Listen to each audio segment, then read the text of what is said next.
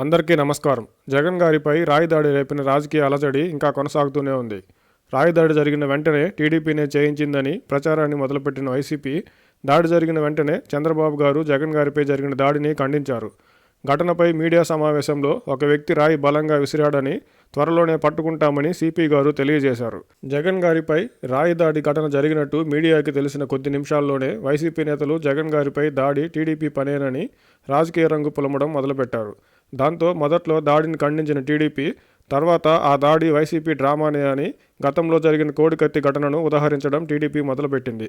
TDP నేతలు చేస్తున్న YCP drama ఆరోపణలను తప్పుపడుతున్న వైసీపీ నేతలు, కొందరు మేధావులు గతంలో చంద్రబాబు గారిపై, టీడీపీ ఆఫీసుపై, పట్టాభి గారి ఇంటిపై వైసీపీ శ్రేణులు దాడి చేసినప్పుడు ఏ ఒక్క వైసీపీ నేత అయినా, ఆ కొందరు మేధావులు అయినా ఖండించిన దాఖలాలు ఉన్నాయా లేదా అనేది గుర్తు చేసుకోవాలి. ఇటువంటి దాడులు ఎవరిపైన జరిగినా ఖండించాలి. అలా కాకుండా జగన్ గారిపై విసిరితేనే రాయి అని, మిగతా వారిపై రాళ్లు వేస్తే అవి పూలు అన్నట్టు బాధిత వ్యక్తులను బట్టి ఘటనలను చూడకూడదు. కనీస ప్రాథమిక విచారణ కూడా పూర్తి కాకుండానే జగన్పై రాయి దాడి టీడీపీ పనే అని రాజకీయం మొదలుపెట్టిన వైసీపీ, ఆ పార్టీ నేతలు చేస్తున్న విమర్శలను ఎదుర్కోవడానికి టీడీపీ ఏం చేయాలి?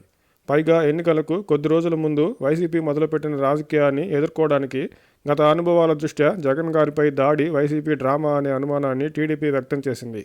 విచారణకు తగినంత సమయం ఇవ్వకుండానే ఎన్నికల సమయంలో సంయమనం పాటించాల్సిన ఇరు పార్టీలు రాజకీయాలకే పెద్దపీట వేశాయి. మరీ ముఖ్యంగా అధికారంలో ఉన్న పార్టీ ఏదైనా మరింత బాధ్యతతో వ్యవహరించాల్సి ఉంటుంది. ఇలాంటి ఘటనలు జరగడానికి రాజకీయ నాయకుల మాటలే కారణం అనుకుంటే, గతంలోనూ కాల్చిపడేయండి, ఉరి తీయండి, బంగాళాఖాతంలో వేయండి, తరిమి తరిమి కొట్టండి, చెప్పుతో కొట్టండి అంటూ బూతులతో రెచ్చిపోయిన నాయకులు మన మధ్యనే ఉండగా ఎవరిని తప్పుపట్టగలం?